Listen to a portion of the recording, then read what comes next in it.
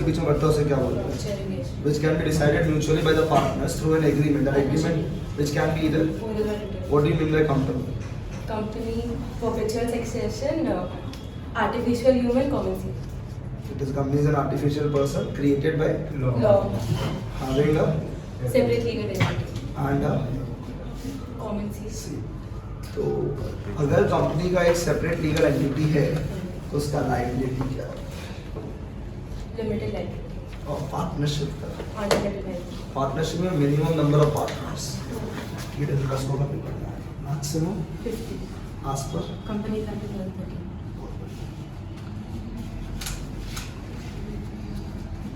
Partnership में जब एक नया पार्टनर आता है वो दो राइट के लिए आता है। Right to share and profit, right to share and right to share profit के लिए क्या लेके आता है? अगर वो 1/4 शेयर के लिए आया है कितना गुडविल लेके आया? फॉर्म का गुडविल निकालने का 3 तरीके हैं। Average profit, super profit, capitalization. Average profit Average profit into number of years of profit. Average profit कौन सा प्रॉफिट को यूज करते हैं? पास प्रॉफिट को क्या करना पड़ता है? एडजस्ट है normal gain Minus. Normal loss closing stock का वैल्यू बढ़ा Minus करें next is मनी सप्लाई का definition total volume money held by what do you mean by repo rate? Repo rate is the rate at which commercial bank borrows money from the central bank to meet its short-term requirements. Repo का full form Repurchase. Okay अगर बाजार में repo rate बढ़ा देगा तो क्या होगा? वो रेपो रेट बढ़ाएगा तो कमर्शियल बैंक को ज़्यादा पैसा में मिलेगा तो वो आगे लेंड ज़्यादा में करेगा तो मनी सप्लाई कम होगा. जो पोर्शन ऑफ डिपॉजिट आरबीआई के पास रखा जाता है उसे क्या बोलते हैं? Back to accounts.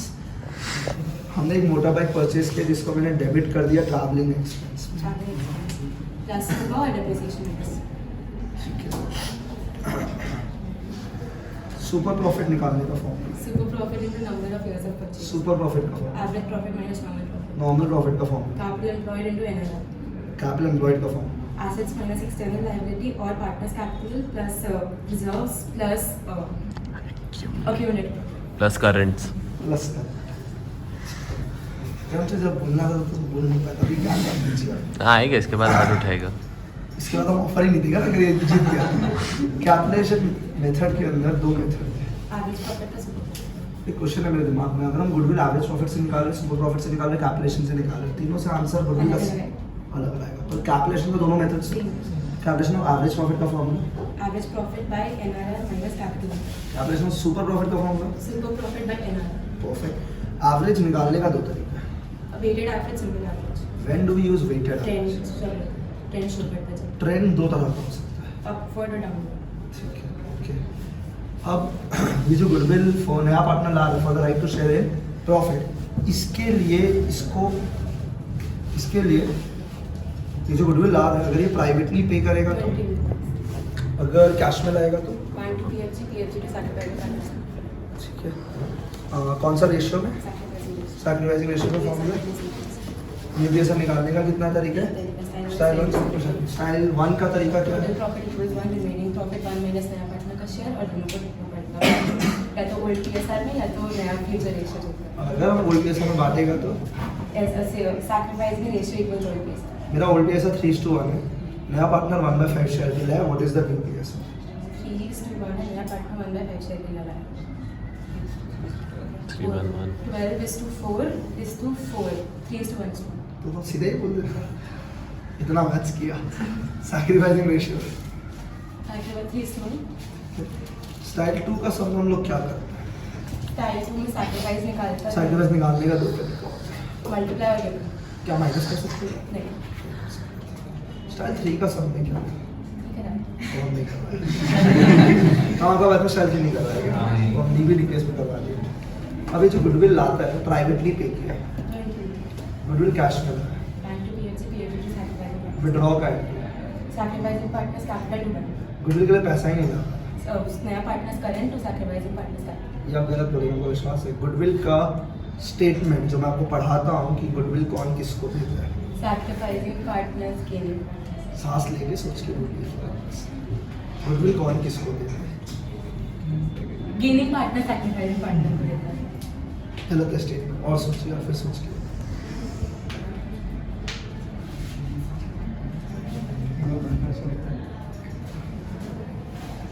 इसमें एक वर्ड मिसिंग है, मैंने एकदम स्पेसिफिकली क्लास में बोला। चलिए कोई बात नहीं, इसमें वापस आएंगे। ओके, दूसरा राइट होता है right to share and asset. अगर आपका ये आंसर है, आपने स्टेटमेंट गलत है, कोई और बोला तो उसको 500 देगा, आपको 1000 देंगे। ठीक है, अच्छा मुनाजा ऑफर है तो स्ट्रेट अवे एक लाइन बोल। दूसरा राइट है right to share and asset. Right to share and asset के लिए क्या लेके आते हैं, कितना उसका share into firm's capital, form में कैपिटल कैसे, एसेट्स माइनस लायबिलिटी, उसके लिए क्या चाहिए? बैलेंस शीट और डेट ऑफ एडमिशन, ये बैलेंस शीट प्रेजेंटली किस वैल्यू पे है? Book value, it differ from its market value, assets को बढ़ाने का, एसेट्स टू रिवैल्यूएशन, लायबिलिटी को बढ़ाने का। रिवैल्यूएशन। एक ओल्ड कस्टमर था जिसका अकाउंट बैड डेट्स हो गया। एक ओल्ड कस्टमर जिसका अकाउंट बैड डेट्स हो गया, अब वो रुपया दे दिया। बैलेंस रिकवर टू रिवैल्यूएशन, पहले वाला एंट्री भी चाहिए, बैंक टू बैलेंस, दोनों बोलना पड़ता है। Example bank to balance recover, bad debts recover to revaluation. Accrued income is asset, वो अकाउंटिंग बुक में रिकॉर्डेड नहीं है, 500 आपको हैंड रिकॉर्ड देगा करना है। Accrued income to revaluation, advance income is not recorded. Liability revaluation to advance income, revaluation debit indicates revaluation debit indicates profit या loss, loss, और क्रेडिट इंडिकेट्स प्रॉफिट, ठीक है। तो नॉर्मली जब एक बड़ा सम बन रहा है 3 अकाउंट बनाते थे हम लोग, क्या कैपिटल रिवैल्यूएशन, बैलेंस, और इस बैलेंस शीट के अंदर में से टोटल 8 चीजें बांटते हैं हम लोग। General reserve, WCR, IFI, profit, losses, goodwill, fictitious asset, balance sheet में जो गुडविल होता है उस गुडविल को क्या बोलते हैं? Purchase goodwill, as per accounting standard 26 बोलिए। Because you have paid money और money is as per accounting standard 26 because you paid money और मनी। क्या ये गुडविल बैलेंस शीट में रहेगा क्या? नहीं, इसको हटाना है। Old partners capital to goodwill, fictitious asset का अगर आप हमको एक एग्जांपल बता सकते फिक्टिशियस एसेट, एडवर्टाइजमेंट, हैं। अब शेयर्स में जितना शेयर्स मेरा औकात है इशू करना, और प्रेजेंट, जितना हम देना चाहते हैं, इशू शेयर, जितना पब्लिक लेना चाहता है, राइट शेयर, जितना रुपया मंगवाया है, जितना पब्लिक पे किया, जो रुपया पे नहीं किया, calls and edits, calls in advance के ऊपर इंटरेस्ट लगता है, रेट बताइए। 10%, कॉल्स इन एडवांस ऐसा, लायबिलिटी, इसके ऊपर इंटरेस्ट देना पड़ता है 12%। बहुत बढ़िया। अगर कॉल्स इन एरियर्स है तो मैं उनका शेयर्स को क्या कर सकता प्रॉफिट, हूँ?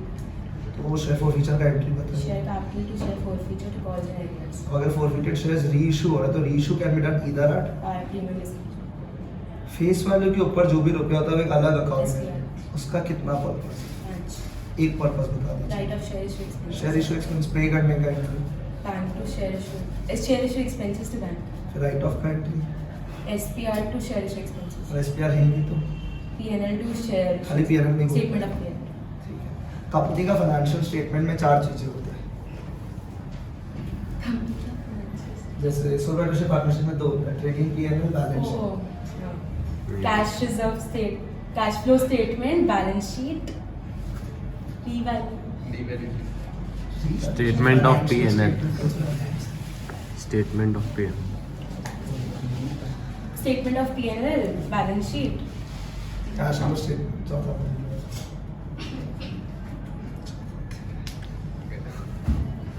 चलिए कंसीडर आगे बढ़ते हैं। डिफिकल्ट है। बैलेंस शीट का 2 मेन हेडिंग होता है कंपनी का। Equity and liability assets, equity and liability के अंदर पहला शेयरहोल्डर्स फंड के अंदर 3 चीज होती है। Share capital, reserves and surplus, money received against share, shareholders fund के अंदर शेयर कैपिटल के अंदर 4 चीजें। Share preference share, calls and arrear, share forfeiture, calls in areas minus होता है, कब होता है? कब होता है? जब वापस वो नहीं हुआ, फॉरफीट नहीं हुआ शेयर, और शेयर फॉरफीचर प्लस कब होता है? जब रीइशू नहीं हुआ, और अगर रीइशू हो जाता है तो क्या होता शेयर फॉरफीचर नहीं है, कैपिटल रिजर्व हो जाता है, है? वो कैपिटल रिजर्व कहाँ जाएगा? तो शेयर होल्डर्स बंद कर दो। अब बहुत डिफिकल्ट क्वेश्चन है जो मेरे को लगता है बहुत सारे टीचर्स भी fail to make you understand. Application का एंट्री बताइए, bank to share application, share application to share capital, allotment का entry. Share allotment to share capital, अच्छा लगा, ये मेरा क्वेश्चन है। मेरा क्वेश्चन ये है कि पहले आपने लिखा entry bank to share application, फिर लिखा share application to share capital, पर अलॉटमेंट में मैंने पहले बैंक को शेयर अलॉटमेंट नहीं लिखा, share allotment share capital logic. वो अलॉटमेंट का पैसा आ गया तो उनको पता है कितना आएगा, एप्लीकेशन का पैसा आ गया तो पता है कितना अलॉटमेंट का आएगा, तो पहले ड्यू एंट्री लिख लेते हैं, फिर जब पैसा आता है तब उसको ट्रांसफर करें। क्योंकि we prepare our accountancy on some basis, on that basis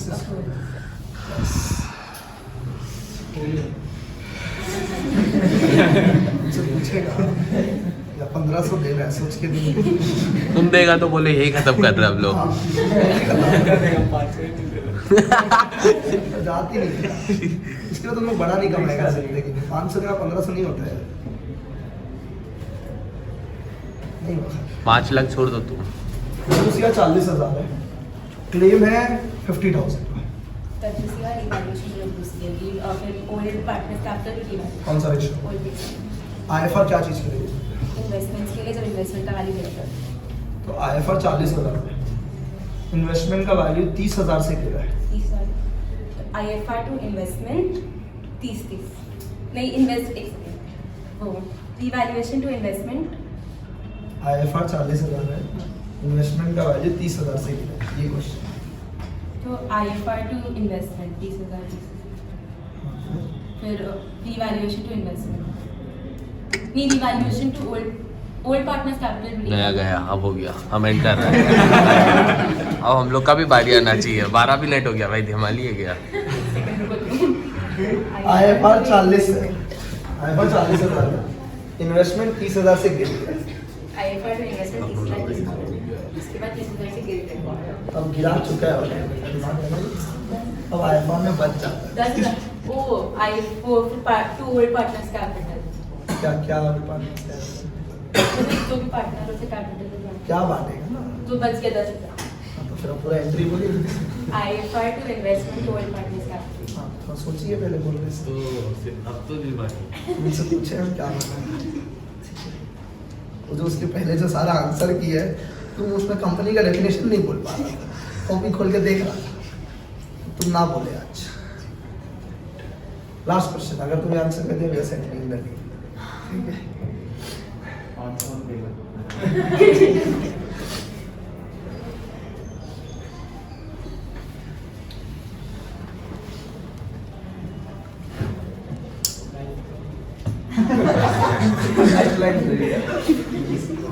ABC हम तुम्हारे साथ ही खेलेगा नेक्स्ट खेलना क्या दिक्कत है? बैलेंस शीट का non current liability current liability बता दो। Short term provision, short term borrowings, trade payables और अदर करंट लायबिलिटी। ये ऑर्डर में दी है। Short term borrowings, trade payables, other current liability, short term provision. बहुत बढ़िया, नॉन करंट लायबिलिटी बता दो। Long term provision, long term borrowings, deferred tax liability. इसको बोलिए, हमें बताया था एकदम हाँ। लास्ट में, तुम ध्यान नहीं दिया। शॉर्ट करंट और ऑनलाइन साथ में पढ़ाया था। आप बोला आप सेकंड वाला बोला हम छोड़ देते हैं। हाँ ठीक है, तो बाकी तो लॉन्ग टर्म प्रोविजंस और अदर नॉन करंट। हमने पढ़ाया था, क्यों गलत है? ठीक है, हाँ that's okay, other non current other non current इसी की ऑप्शन दिया हुआ रहेगा, दैट्स ओके। तुमको तो नॉन करंट ही याद नहीं था, हम पढ़ाया है। हम डेफर्ड टैक्स लायबिलिटी बोला है क्लास में। ये लीजिए